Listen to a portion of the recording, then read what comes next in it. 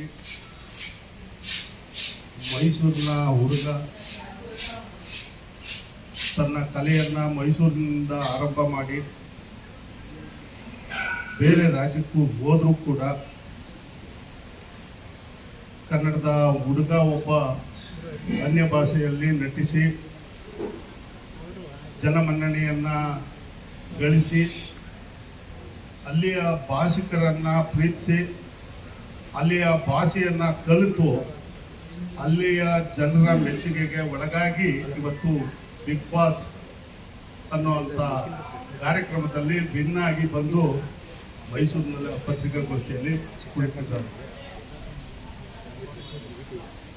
ನಮ್ಮ ರಾಜ್ಯದಲ್ಲಿ ಅನೇಕ ರಾಜ್ಯದಿಂದ ಬಂದಂಥ ನೆಲೆಸಿದಂಥ ಅನ್ಯ ಭಾಷಿಕರು ಆಯಾ ನೆಲಕ್ಕೆ ಹೋದಂಥ ಸಂದರ್ಭದಲ್ಲಿ ಭಾಷೆ ಕಲಿತು ಆ ಜನರ ಪ್ರೀತಿಯನ್ನು ಗಳಿಸ್ಬೇಕು ಅನ್ನೋಂಥದ್ದನ್ನು ನಮ್ಮ ಹುಡುಗ ಆ ರಾಜ್ಯಕ್ಕೆ ಹೋಗಿ ಆ ಭಾಷೆಯನ್ನು ಕಲಿತು ಅಲ್ಲಿಯ ಜನರನ್ನು ಪ್ರೀತಿ ಗಳಿಸಿರೋಂಥದ್ದು ನಿಜವಾಗ್ಲೂ ಹೆಮ್ಮೆ ತರುವಂಥ ವಿಚಾರ. ಜೊತೆಗೆ ಆ ಭಾಷೆಗೂ ಗೌರವ ನೀಡಿ ಕನ್ನಡದ ಗೌರವವನ್ನು ಎತ್ತಿಡಿದಂಥ ನಿಖಿಲ್, ಕನ್ನಡದಲ್ಲೂ ಹೆಚ್ಚಾಗಿ ಅವಕಾಶಗಳನ್ನ ನೀಡೋದಾದ್ರೆ ನಿಖಿಲ್ ಕನ್ನಡದಲ್ಲೂ ಕೂಡ ನಟಿಸೋದಕ್ಕೆ ತಯಾರಾಗಿದ್ದಾರೆ. ಕನ್ನಡದ ನಿರ್ದೇಶಕರು ಮತ್ತು ನಿರ್ಮಾಪಕರು ಇಂಥ ಪ್ರತಿಭಾವಂತ ಯುವಕರನ್ನ ಬಳಸ್ಕೊಂಡ್ರೆ ಈ ನೆಲದಲ್ಲೇ ಅನೇಕ ಚಲನಚಿತ್ರಗಳಲ್ಲಾಗ್ಬೋದು, ಧಾರಾವಾಹಿಗಳಲ್ಲಾಗ್ಬೋದು, ಇಲ್ಲೂ ಹೆಸರು ಮಾಡೋದಕ್ಕೆ ಅವಕಾಶ ಮಾಡಿಕೊಡ್ಬೇಕಾದಂಥದ್ದು ಚಲನಚಿತ್ರ ವಾಣಿಜ್ಯ ಮಂಡಳಿಯವರ ಕರ್ತವ್ಯ. ಆ ನಿಟ್ಟಿನಲ್ಲಿ ಚಲನಚಿತ್ರ ವಾಣಿಜ್ಯ ಮಂಡಳಿ ಮುಂದಾಗಲಿ ಅಂತ ಕೂಡ ನಾನು ಮನವಿ ಮಾಡ್ಕೊಳ್ತೀನಿ.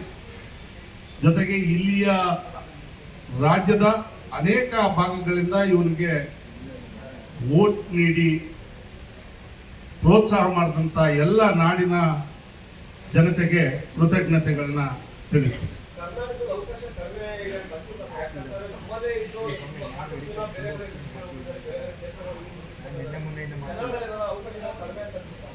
ಕನ್ನಡದಲ್ಲಿ ಅವಕಾಶ ಏನು ಅಂತಂದ್ರೆ ಅವಕಾಶಗಳು ಒಬ್ಬ ನಿರ್ಮಾಪಕ ಕಲ್ಪಿಸ್ಕೊಳ್ಬೇಕು. ಹೊಸದಾಗಿ ಪ್ರತಿಭಾವಂತರಿಗೆ ಅವಕಾಶ ಮಾಡಿಕೊಡ್ಬೇಕಾದಂಥದ್ದು ಎಲ್ಲ ಕ್ಷೇತ್ರಗಳಲ್ಲೂ ಇದು ಚಾಲ್ತಿಗೆ ಬರಬೇಕು. ಬರೀ ಈಗ ಯಾವುದೇ ಒಂದು ಉದ್ಯೋಗ ಕೇಳಕ್ಕೆ ಹೋದ್ರೂ ಕೂಡ ನಿಮಗೆ ಎಕ್ಸ್ಪೀರಿಯನ್ಸ್ ಇದೆಯಾ ಅಂತ ಅನ್ನೋಂಥದ್ದು ರೂಢಿ ಮಾಡ್ಕೊಂಡ್ಬಿಟ್ಟಿದ್ದಾರೆ. ಆ ರೂಢಿ ಮರೆಯಾಗಬೇಕು. ಪ್ರೋತ್ಸಾಹದ ದೃಷ್ಟಿಯಿಂದ ಅವ್ರಿಗೆ ಅವಕಾಶ ನೀಡಿ ನಿಮ್ಮ ಕೈಯಲ್ಲಿ ಆಗಲ್ಲ ಅನ್ನೋದಾದಾಗ ಬದಲಾವಣೆಗಳಾಗ್ತವೆ. ಮೊದಲು ಒಂದು ಅವಕಾಶಗಳನ್ನ ಕೊಡಬೇಕು.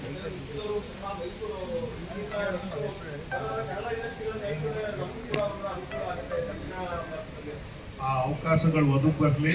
ನಿಮ್ಮೆಲ್ಲರ ಆರೈಕೆಯಿಂದ ಅದೇ ರೀತಿ ಚಲನಚಿತ್ರ ವಾಣಿಜ್ಯ ಮಂಡಳಿ ನಿರ್ಮಾಪಕರು ಬಳಕೆ ಮಾಡ್ಕೊಳ್ಳಿ ಅನ್ನೋದು ಕೂಡ ನನ್ನ ಬಯಕೆ. ಧನ್ಯವಾದ.